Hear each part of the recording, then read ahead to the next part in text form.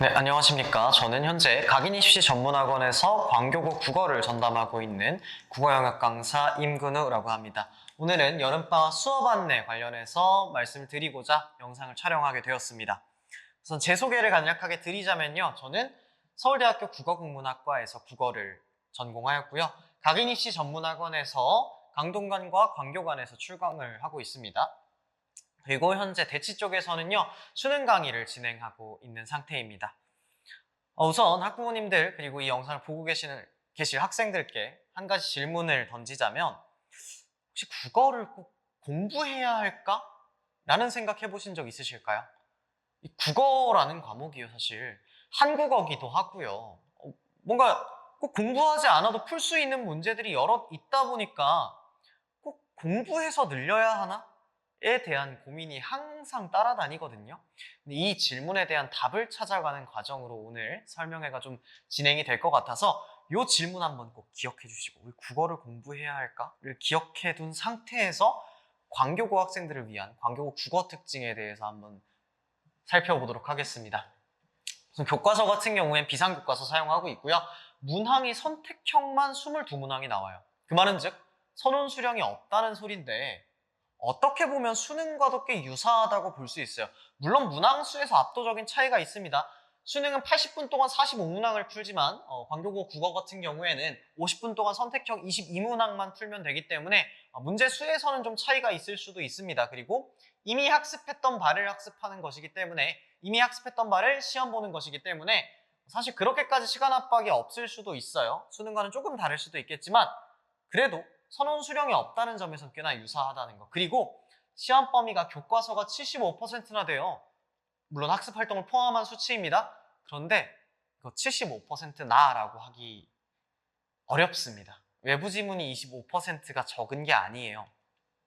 이 외부 지문이 사실상 광교고 국어의 시험을 결정짓다시피 하다 보니까 요 25%가 결코 작은 수치가 아니라요, 오히려 이 적은 문제 때문에 학생들이 하나라도 틀리면 큰일 나져요.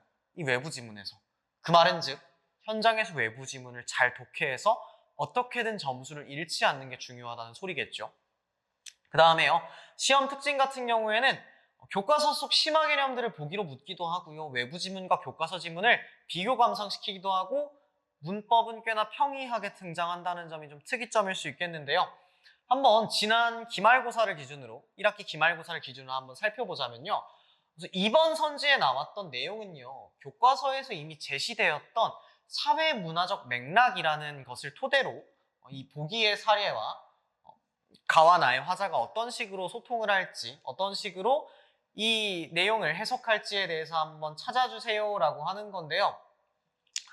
이미 교과서에서 나왔던 내용을 변형시켜서 출제한 것이지만 이 심화 개념들을 보기에 이따만큼 내용을 해석하고 독해하고 분석할 수 있게끔 출제를 했다 보니까 독해력이 꽤나 중요하게 쓰이는 문제 중 하나였어요.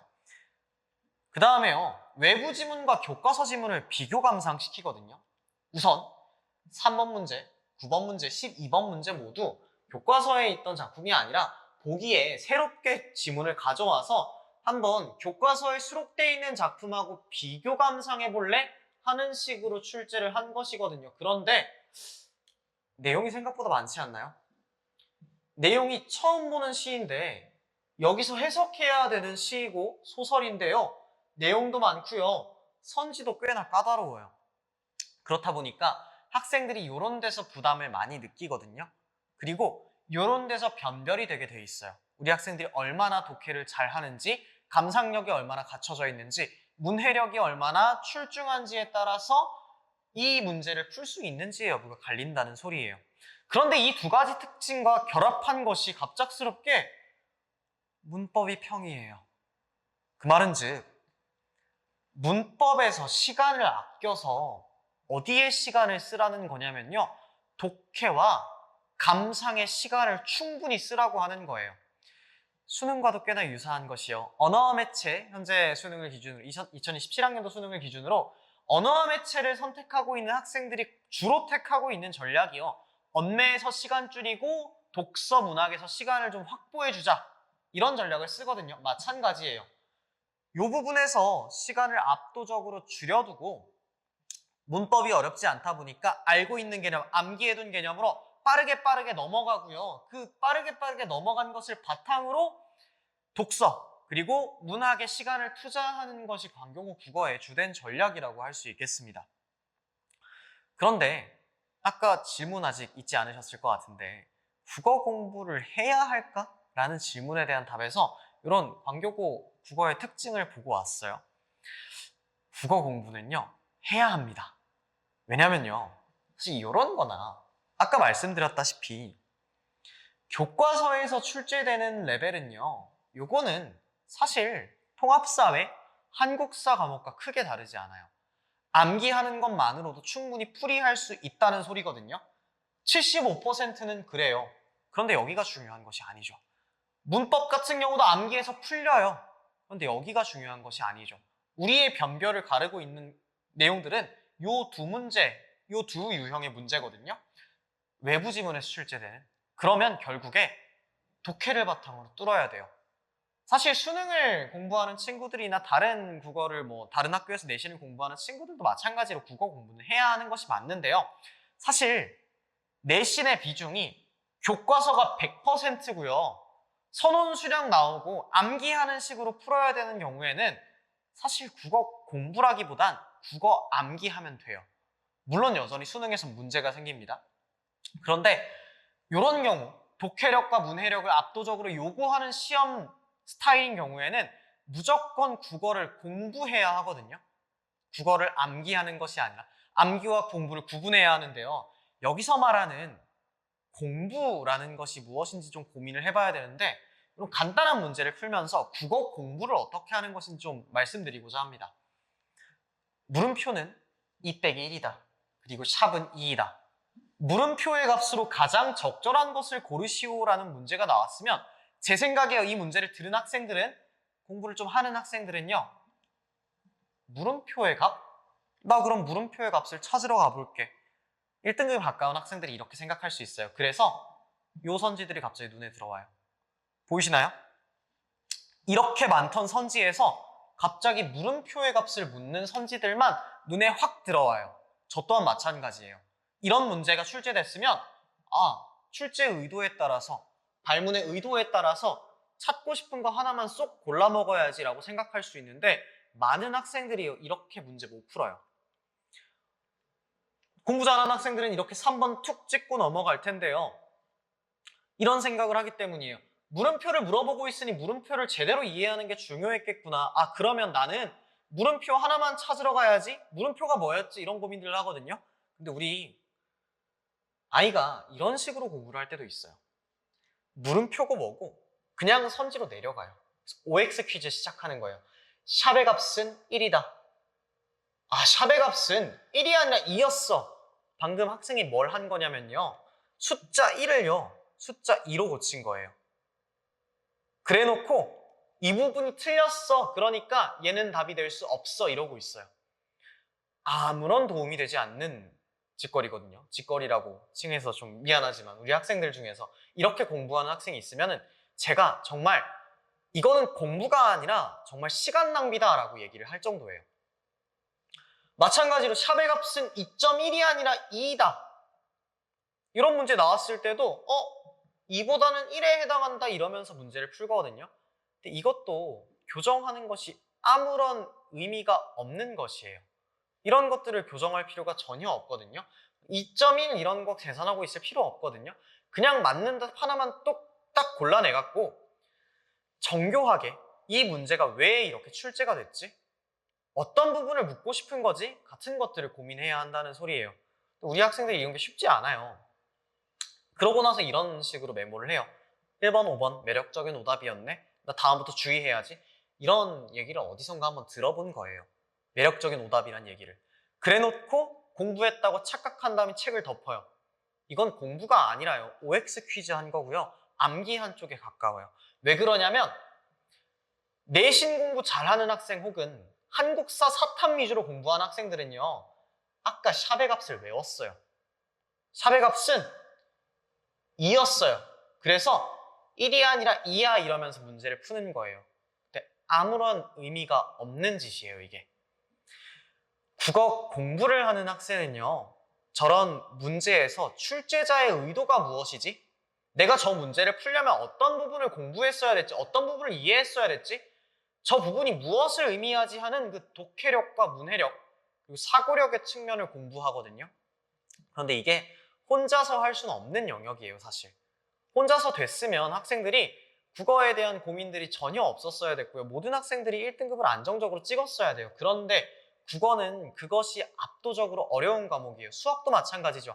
사고력과 추리력, 논리력, 독해력, 문해력 이러한 생각하는 힘에 관련된 것들은 쉽게 클 수 있는 영역들이 아니에요. 그리고 안타깝게도 우리 광교고 학생들은 암기로는 안 되는 시험 스타일이에요. 수능 스타일과 굉장히 유사하기 때문에 매우 꼼꼼하게 학습해야 되고요. 학습하면서 계속 고민하는 연습을 해야 돼요. 제 수업의 특징도 그렇거든요. 학생들한테 계속 질문합니다. 답할 때까지 안 넘어가요. 이 부분 어떻게 생각해? 이 부분 왜 이렇게 나온 것 같아? 같은 부분들을 질문하면서 학생들 스스로 사고력을 키울 수 있게끔 도와주거든요. 특히 이번 여름방학 때 그 부분을 중점적으로 학습할 것 같은데요. 우선 간단하게 제 수업이 어떤 식으로 이루어지는지 설명드리기 앞서서 교재 같은 경우 먼저 말씀드리면요. 우선 한영고등학교 기준으로 되어 있는데요. 정말 꼼꼼하게 분석하거든요. 이게 잘 보이실지 모르겠는데 막 선 같은 것도 왔다 갔다 하면서 밑줄도 계속 쳐져 있고 막 밑줄에 내용도 써져 있고 그리고 특이한 점이요. 생각의 흐름을 적어놔요. 이 지문을 읽을 때 이런저런 생각했어야지 그렇게 해서 생각의 흐름이 이렇게 이어져야지 하는 생각의 로드맵을 제가 손수 타이핑해서 넣어놔요. 그렇다 보니까 손글씨는 제가 손글씨가 예쁘지 않아서 쓰지 않았고요. 네, 그래서 타이핑 같은 것들이 빼곡하게 들어가다 보니까 사실 이것만 제대로 읽어도 우리 학생들 사고력 늘고 열심히 공부할 수 있습니다. 그리고 교과서 분석서인데요. 이거는 이제 아까 같은 경우에 부교재를 분석해 둔 거였고요. 문학작품 같은 경우에도 제재며 뭐 작품의 의미며 소재의 의미며 같은 것들 꼼꼼하게 분석해 두고요. 문학 같은 경우에는 기출들도 같이 수록해 놔요. 주요 학군지에 있는 같은 교과서를 쓰는 기출들도 수록해 두고요. 혹은 변형 문제들 혹은 수능에 나왔던 문제들 최대한 참고해서 최대한 많이 풀 수 있게끔 우리 학생들이 좋은 양질의 문제를 풀 수 있게끔 구성해 두고요. 또 문법 같은 경우에는 이런 문법론 필기 노트라는 작은 핸드북 형식의 교재를 사용하거든요. 그래서 이런 식으로 되게 암기하기 쉽게끔 빨간색으로 가려놓고 그 빨간색 개념들을 채워가면서 암기할 수 있게끔 구성도 해놓고 또 디테일하게 여기 보이실지 모르겠지만 주석도 달려있어요. 학생들 교재에 주석이 웬만하고선 없는데요. 하고 싶은 말이 좀 많다 보니까 주석 같은 걸로 이야기도 하고 뒤에는 잘 안 보이시겠지만 우리 손글씨예요. 제가 가르치고 있던 조교 학생이 열심히 써가지고 제가 식을 주고 그 학생의 손필기를 산 건데요. 제가 가르쳤던 내용을 그대로 옮겨 적은 거다 보니까 사실 손필기는 저거랑 거의 동일한데 제가 손글씨가 그렇게 예쁘지 않아서요. 우리 조교의 손필기를 수록해 놨고요. 그 다음에 과제장 같은 경우에는 문법하고 독서를 좀 구분해서 제공해요. 문법 같은 경우엔 총 450제를 제공하거든요. 시험 기간이 시작되면 정확히는 정규 수업 개강이 시작된 시점부터 문법 과제장을 그냥 한 권을 줘버려요. 매일 10문제씩 풀면 총 450문제 정도 풀거든요. 시험이 끝날 때까지. 사실 이거 다 풀고 나면 문법은 걱정할 게 없어요. 근데 과한 투자도 아니고 매일 10문제만 풀면 되게끔 제가 구성을 해놨어요. 그래서 데이 1, 데이 2, 데이 3부터 쭉 시작해서 데이 45까지 존재하는 과제장이고요. 독서 과제장 같은 경우에는 주간지의 형식으로 나타나는데 이거는 여름방학 기준으로 설명드리기 위해서 독서 과제장이라고 써놨고요. 정규 수업의 경우에는 그 진도 범위에 맞는 과제장이 주어지게 됩니다. 문법 과제장은 정규 수업 때도 여전히 제공이 될 거고요. 요것 같은 경우에는 여름방학에는 독서 위주로 최대한 독해력을 키울 수 있게끔 그리고 광교고등학교 2학기 중간고사가 독서 범위가 들어가다 보니까 그 독서에 대비할 수 있게끔 독서 과제장을 제공하고요. 학생 관리 같은 경우에는 이런 식으로 통합 관리 카드를 제공하는데 우선 관리에 대해서 넘어가기 전에 한 가지 좀 강조드리고 싶은 게 제 수업에서는요. 학생들이 생각할 수 있는 힘을 기르게 합니다. 단순하게 학생들이 정보를 받고 그 정보를 필기하고 암기하고 하는 것이 아니라 정보가 없더라도 스스로 사고할 수 있는 힘을 키우게 합니다. 그 힘이 있어야만 우리 광교고 학생들이 시험 스타일도 그렇고 수능과 굉장히 유사하다 보니까 수능에서도 무너지지 않을 수 있는 독해력과 사고력을 키울 수 있고요. 그 독해력과 사고력이 있어야 수능장에 가서도 원활하게 등급을 맞을 수 있겠죠. 네, 이어서 관리카드에 대해 설명을 드리면요. 이런 식으로 수업 피드백 같은 경우에는 지금은 한영고 기준으로 되어 있는데요. 숙제 피드백이라던가 수업이 어떤 식으로 진행되었는지도 말씀을 드리고요. 클리닉 피드백이라고 해서 제가 수업 시작하기 전에 무조건 학생들한테 일찍 30분 정도 일찍 오게 해서 시험을 보게 합니다. 클리닉 모의고사라고 해서. 그래서 저번 주에 있었던 수업의 내용들을 총괄적으로 피드백하고 이런 내용 있었지 하고 리마인드 하면서 숙제를 푸는 형식인데 만약에 못 풀었으면 어떤 식으로 못 풀었는지 알려주고 성적이 어땠는지도 이렇게 그래프로 추이를 말씀드리고 있습니다. 그리고 숙제 피드백 같은 경우에는 당연하게도 이행도가 어땠는지 이렇게 별로 뽀짝하게 설명을 드리고 있고 또 이제 퍼센트로도 각각 개별적으로 숙제들이 어떻게 이행되었는지도 말씀드리고 있습니다. 그리고 숙제가 만약에 덜 이행되면 이런 식으로 코멘트도 우리 학생들한테, 학부모님들한테 제공이 되고요. 그 다음에 이건 한영고 기준으로 작성된 건데요. 이것도 자료랑 강의를 정리해두는 사이트를 한 번에 그냥 제공합니다. 우리 학생들, 저한테 링크를 공유받은 학생들만 당연히 들어올 수 있는 사이트고요. 수업 영상도 이렇게 제공이 되고 또 과제가 어느 범위가 나갔는지 마찬가지로 클리닉 모의고사 같은 경우에는 치러지고 나면 자료를 그대로 제공해요. 다시 한번 풀어볼 수 있게끔. 요즘 학생들 패드로 공부 많이 하거든요. 그래서 종이로 준 거 한번 풀어보고 집에 가서 복습하면서 패드로 한번 풀어보라고 이런 식으로 제공해 줍니다. 그 다음에 보충 클리닉 같은 경우에 만약에 학생의 숙제 이행률이 너무 낮을 경우에 우리 조교 선생님을 불러서 조교 선생님 앞에서 혼자서 숙제도 해보고 질문도 하면서 피드백을 받을 수 있게끔 진행을 하고 있고요. 광교고 집중반이 현재 제 수업이 토요일 9시 30분부터 12시 30분과 화요일 6시부터 9시까지 진행되는 두 타임이 열려 있습니다. 우선은 집중반에서는요. 내신 범위를 전 범위를 훑지는 않을 거예요. 광교고 같은 경우에는 외부 지문이 출제되다 보니까 미리 내신을 예습하는 것만으로는 충분하지가 않아요. 오히려 독해력을 차곡차곡 쌓아서 어떤 외부 지문이 와도 당황하지 않고 문제를 풀 수 있는 상태를 만들어야 하거든요. 그렇다 보니까 특강 시간에는요. 정확히 집중반 시간에는 광교고를 위한 여름방학 맞춤 커리큘럼이라고 나와 있는데 한글 맞춤법 같은 경우에 시험 범위에 포함되다 보니까 이 부분은 집중적으로 문법은 이 부분 위주로 나가게 될 거고요. 독해와 문학이라고 적혀 있는데요. 문학 같은 경우에 고전 문학은요. 저희가 시간을 따로 내서 하기에는 수업 시간이 이미 빠듯하거든요. 그래서 매주 영상 강의를 제공해요.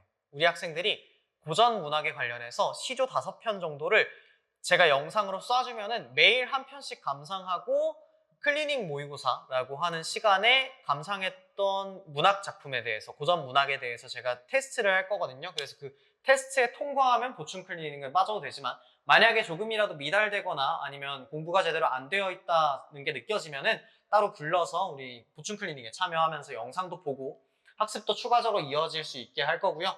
메인 수업 같은 경우에는 말씀드렸다시피 독해 위주로 진행합니다. 한글 맞춤법 같은 경우에는 따로 시간을 내서 1차 시 같은 경우에는 문법 위주로, 2차 시 같은 경우에는 독해 위주로 진행이 될 텐데 문학보단 독해에 조금 더 초점이 맞춰질 것 같습니다.